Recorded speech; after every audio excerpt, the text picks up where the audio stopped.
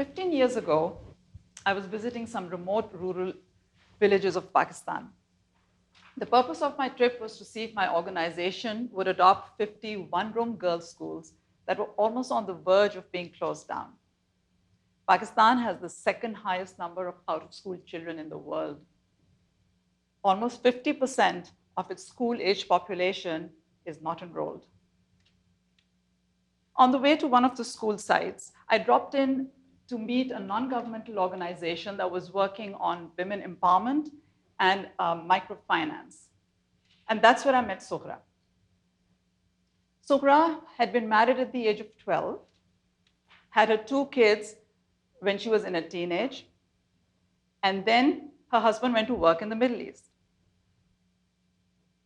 He would write letters to her, since that was the only mode of communication, and Sughra, being illiterate, had to ask her brother to read the letter for her. And then when she had to respond to his letters, she had to ask the brother to write the letter for her. Now, this was too much of an invasion of privacy for Sughra. So she decided to learn to read and write. Smart woman, learned quickly. And then she wrote her first letter to her husband. By the way, she kept it a secret from him all this time because she wanted to surprise him. So after she wrote her first letter, she waited in great anticipation for the response. But the response was directed to the brother, not to her, saying that if your sister continues to learn to read and write, I am going to divorce her. Sughra was shattered. But this brave woman continued to educate herself. She passed the 10th grade exam, and she got a job at a brand new girls' school. Now that posed its own challenges. The village folks were very poor. They considered spending money on a girl's education as a luxury. They would rather spend whatever money they had on their boys. But Sughra went from home to home and convinced enough parents to send their girls to school. And she met her target enrollment. And then torrential rains hit her village. Homes were destroyed. The poorest women were the most affected. Again, Sughra had to do something.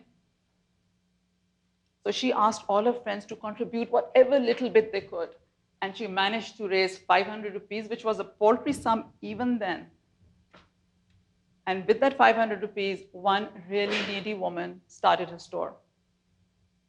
This was the start of Sughra's NGO. And I'll come back to Sughra later. 60% of Pakistan's population lives in the rural areas, and almost all of them work in agriculture. Women contribute much more than men. Almost 80% of the women are working in agriculture. They do all the most cumbersome, tedious, repetitive jobs, but it's considered family work. So their contribution is neither recognized nor recorded. It is the man who goes and sells the harvest, and he has control of the finances. So this patriarchal socioeconomic setup takes away the rights of the woman. She has no right to education, no right to proper health care, no right to an income, and not even the right to make her own choices for her own life. So of course, we decided to adopt the 40 schools. We too faced many challenges. That's Salma. When this picture was taken, she was only 10 years old. She was holding 3 jobs. She would clean 1 house in the morning and 2 houses in the evening. On her way to work, she'd stop by one of our schools, and she would always peer inside, just wishing that she could join the girls. One of the teachers saw her and asked her why she wouldn't enroll. So she explained that her parents were too poor and she needed to contribute to the family income. So the teacher went and tried to convince the parents, but it was to no avail. Finally, she came up with a plan. She told Salma, you finish your work in the morning and you come to school. By the time you're done with school, your parents wouldn't have come home. So they won't even know that you're studying. And Salma agreed, and that went on for almost a year until the parents did find out. But This time they let her continue her education because she was continuing to contribute to the family income. On the left is Farzana Sial, your left. Amazing teacher, who later became a principal of the school. She too was having an impossible time meeting the enrollment. And we actually contemplated closing the school down. When she got wind of this, she later told me she was having sleepless nights. She knew how important this school was to free the girls from the clutches of poverty and ignorance. So she too came up with a plan. She invited all the mothers to the school the next day. And as they came in, she put a register on the table and she said, please sign your names. Not a single mother could sign her name. So she asked them, what do you do when you have to sign official documents? And they said, we use our thumbprints. So she offered to teach them to sign their names and said, if you want to learn, come tomorrow morning. They all showed up and brought with them a number of friends. At that point, she said to them, nothing in this world comes for free. If you want me to teach you to sign your names, your girls better be in school tomorrow. And it didn't end there.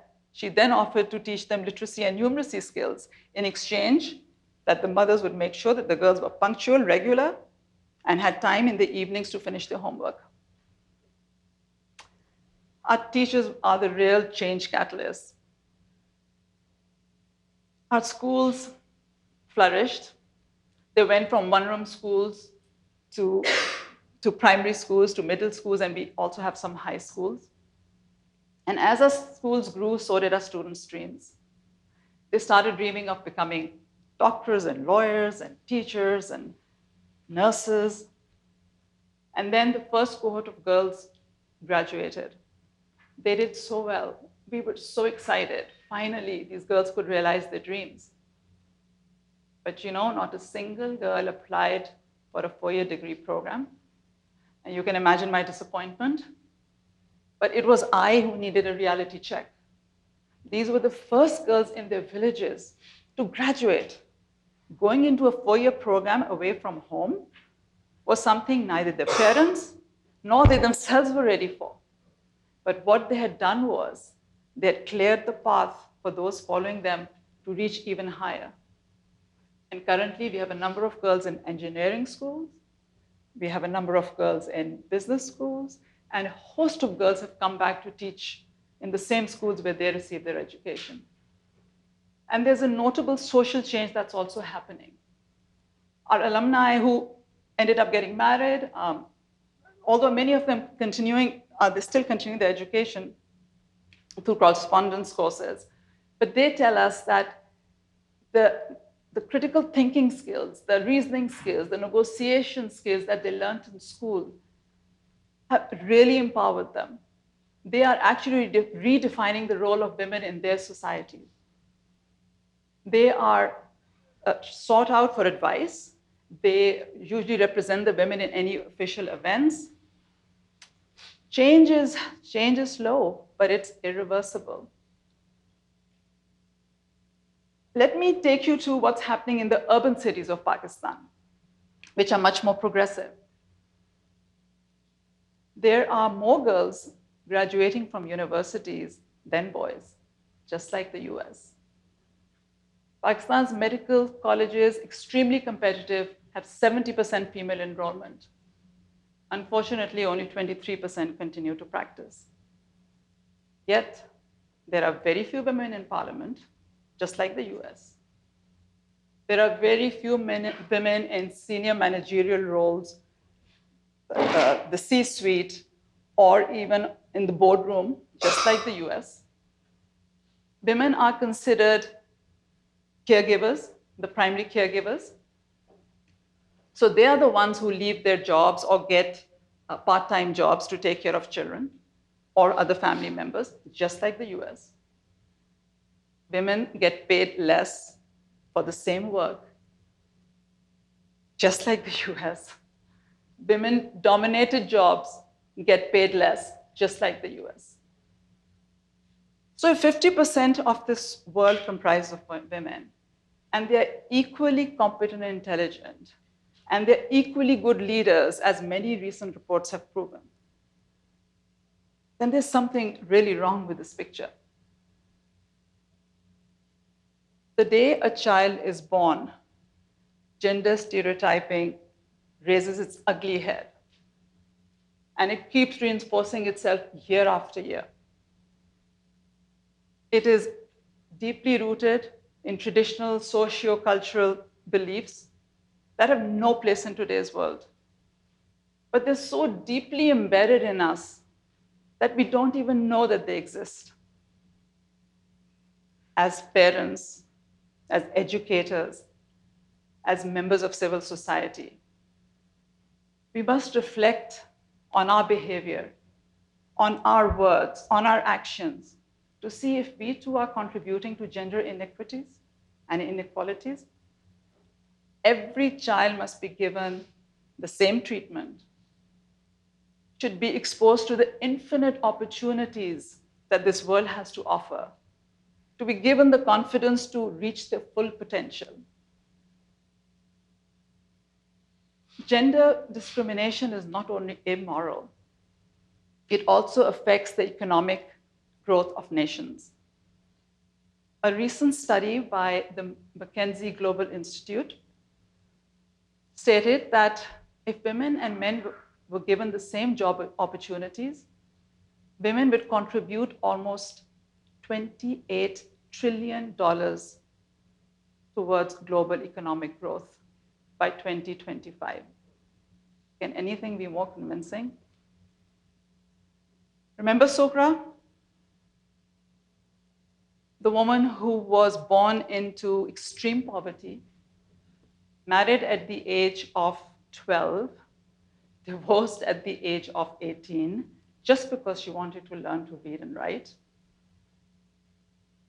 Recently, she was recognized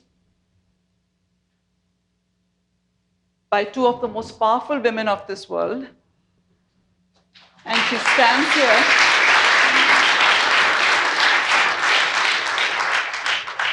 She stands shoulder to shoulder with them for making a difference in the lives of thousands of women by providing them economic assistance.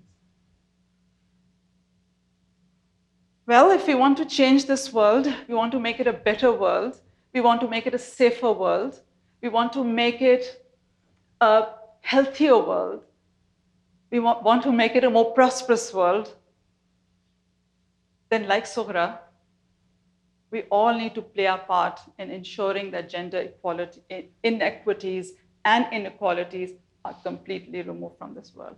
And thank you.